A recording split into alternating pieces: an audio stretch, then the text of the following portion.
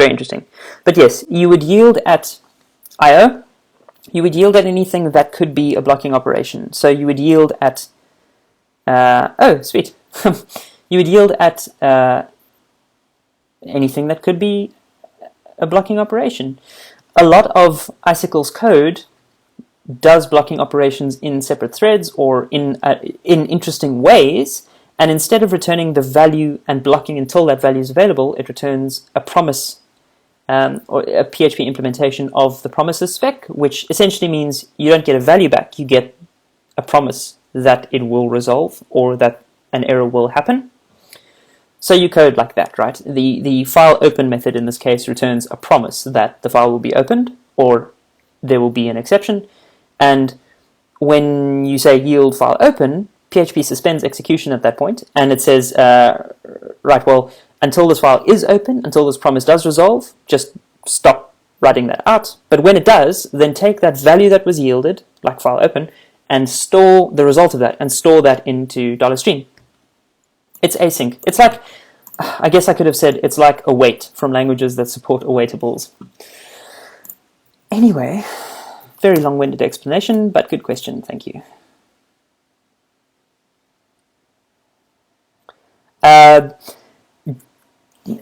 Just generally watching the code examples of Icicle will give a good example of where to yield, though you can, whatever you yield here, if this thing that you call returns a generator, a promise, or a coroutine, then you yield. So you've got to kind of know what that code's returning, or just do what the examples do. But yeah, you can kind of assume anything that smells like it might be I/O, anything that smells like it might be like doing an expensive task, or waiting for a certain amount of time, all of that stuff you'd put a yield in front of. So this is taking a very long time. I think this try catch is actually what's messing me up here, and I'm not sure what to do about that, because I do want to make sure that the thing is closed. I just don't know how to do that without this really breaking. Do I want to worry about this right now? Maybe I don't want to worry about this right now. It's serving static files, guys! You can serve static files through Icicle. That's mad. That's super mad. Okay, let's look at a more complex example of this. Let's go to get Bootstrap. Let's load Bootstrap. So I don't actually want this. I want Bootstrap 4, but I guess I don't get a choice. Yeah.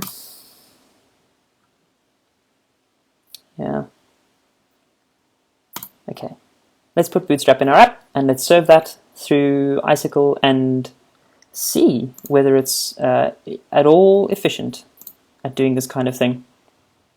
It'll be interesting to see what the performance is like. So let's do this. Woo! Stop. Don't do that. Okay, I can delete this, and we can delete this. Now the files that we want to load in here,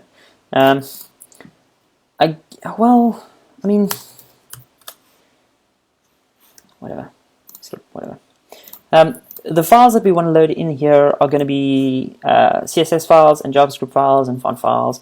We want to have a more elegant way of creating HTML documents than just dumping the stuff in a memory sink. I guess what we want to do is have a way to parse templates with data and return a stream. Yeah, Bootstrap is so mainstream. Okay, let's do something ugly like this. This is so ugly. HTML. Don't judge me, please don't judge me. Later on, we'll do templating with like a legit PHP template parser thing. But right now, we're not going to do that.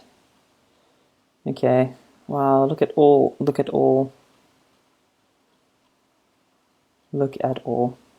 Let's copy some of their stuff. Why not, hey? Why not? This is gonna break. What is this thing in Atom? Command D? Very good. Very good. Command D. Okay.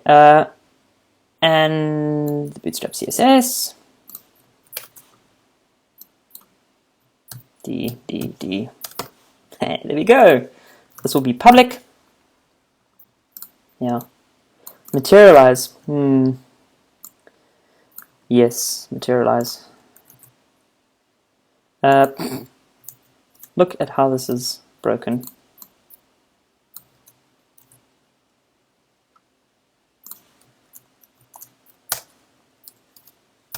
Okay, loading these two scripts in, we need to replace this stuff. D. Alright. And just to see what's going on here, we'll echo this out. Okay, so this is ugly. I get that. This is really ugly. But we don't have time right now to work a template engine in here, and we will, and it'll be awesome. And I think we'll follow something similar to what things like Laravel do, where there's just a helpful function called view or something to that effect, and that will proxy to a template renderer, and it'll interpolate data, and instead of returning a string to us, or an object wrapping a string, we'll return a stream, so that when we do a response, we can just say view get length and view, and it'll be a stream that'll work here. Yeah, I know here, Doc, but I know here, Doc. Yeah, I don't want to. Look, I like green text. Okay, leave me alone. Okay, so this no longer works, but that doesn't work either. Okay, 2 guesses why.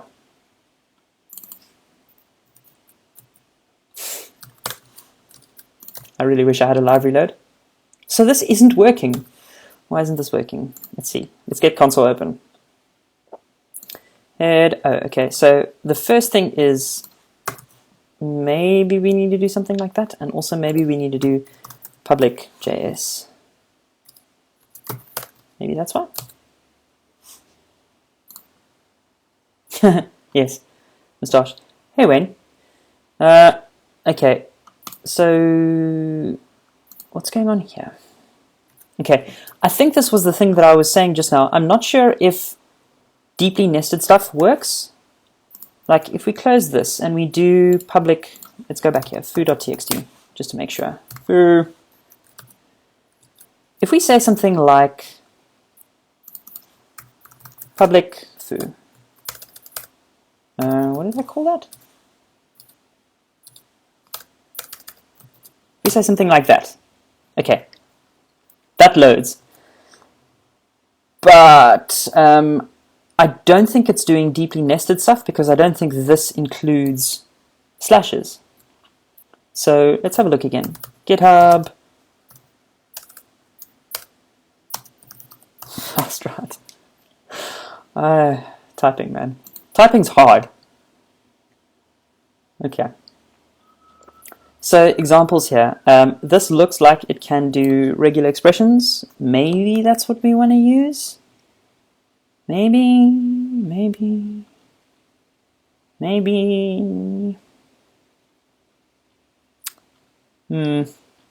Okay, let's try and do something here. File is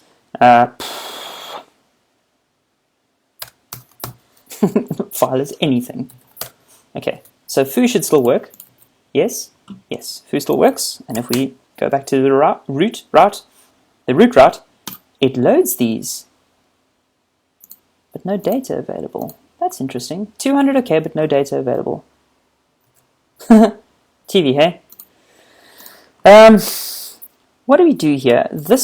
Maybe this is the problem. Else stream and no datas.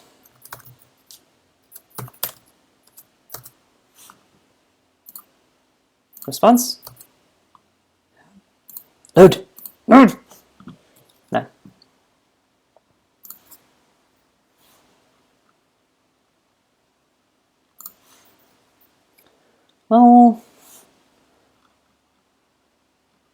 Well, yield. Again with the IO. What I'm just trying to do is I'm trying to work out if it is... Okay, whoa, that seemed to do something. That loads correctly, that doesn't. That does. Okay, what's wrong with a path? Maybe it's a path thing. Maybe it is a thing of paths. Back up here, public CSS bootstrap min CSS, CSS bootstrap min CSS.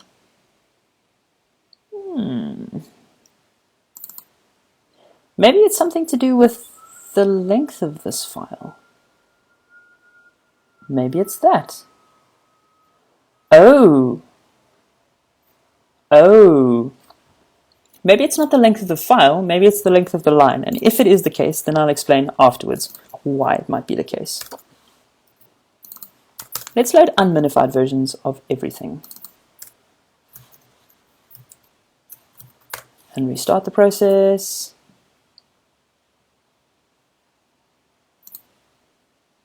Nothing. But there's the unminified version of JavaScript, unminified version of JavaScript. Nothing for the CSS.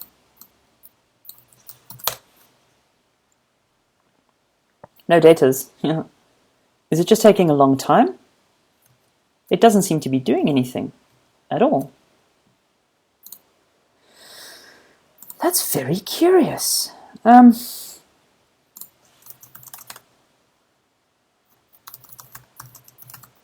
file. I actually just want to debug what's going on here. So no file. No exists. Sure, why not? I want this to break, but I want it to break to show me interesting.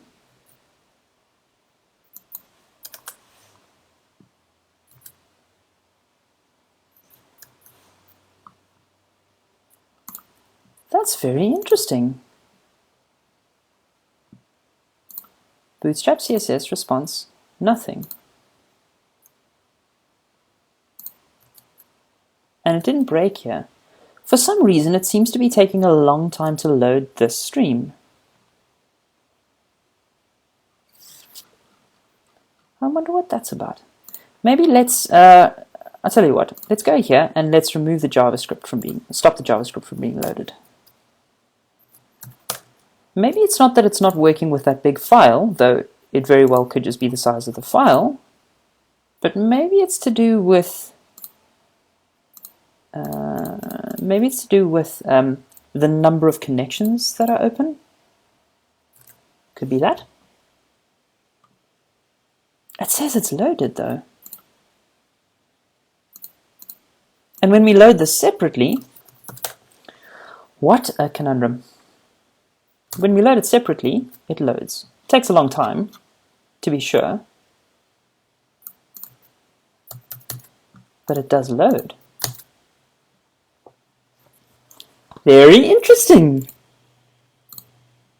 What could it be?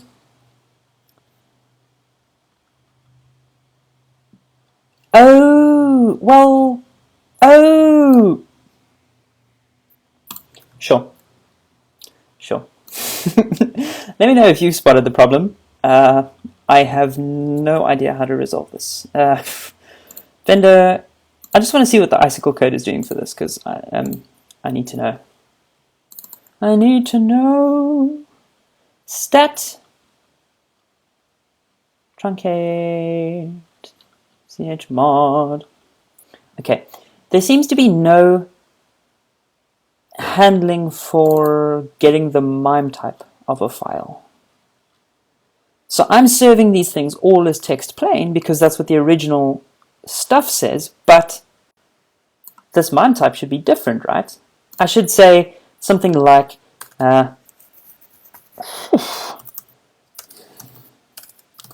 MIME is text plain by default.